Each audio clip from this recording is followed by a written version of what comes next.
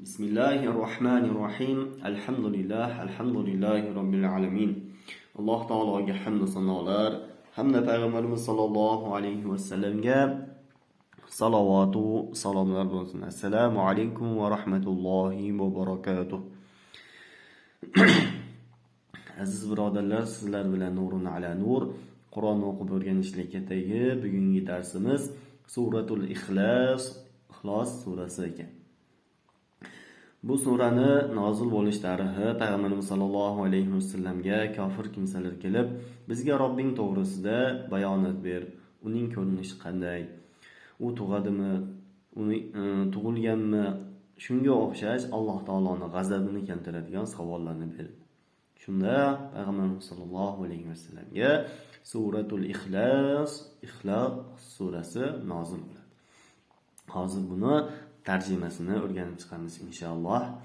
Bismillahirrohmanirrohim. Mehribon va rahimli Alloh nomi bilan. Qul huvallohu ahad.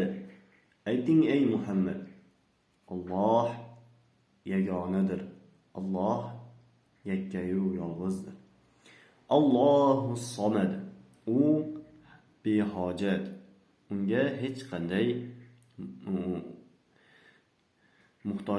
muhtojli narsasi yo'q. Ya'ni u hamma narsaga qodir zot. U hamma narsadan behojat. Lam yalid va lam yulad. U tug'magan va tug'ilmagan. Va lam yakul lahu kufuwan ahad. Va u hamma narsaga qodir zotdir va unga hech kim teng kela olmaydi. Ya'ni u hamma narsaga qodir zot. U tug'magan va tug'ilmagan.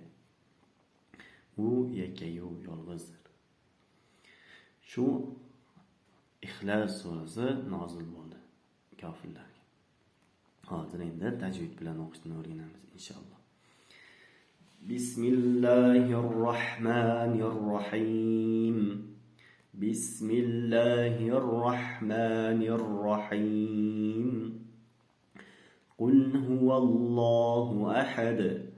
قل هو الله أحد. الله الصمد. الله الصمد.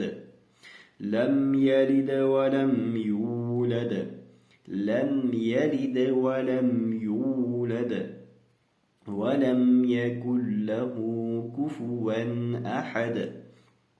ولم يكن له كفوا أحد. قل هو الله أحد. Mana bu joyda Alloh kalimasi yuqoriroq o'qiladi hamda Allah harfi dinda biroz ushlab turiladi. Qul huvallohu ahad. Allohus somad. Allohus somad. Mana bu joyda Alloh kalimasi yuqoriroq o'qiladi. Sod harfi biroz ushlab g'unna qilinadi. D harfi esa qalqala qilinadi. Chunki D harfi qalqala qilinadigan harflar qatoriga kiradi deb o'tganmiz. Allohus somad. Somad. Lam yalid. Lam yalid. Va lam yulad. Va lam yulad. ولم يكن له كفوا أحد. كفوا أحد. Bugungi darsimiz shu inshaalloh. Sizlar bilan nurun ala nur.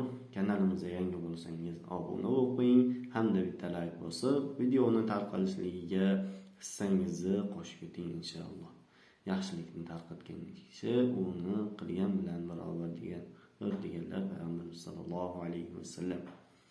سبحان ربك رب العزة عما يصفون وسلام على المرسلين والحمد لله رب العالمين.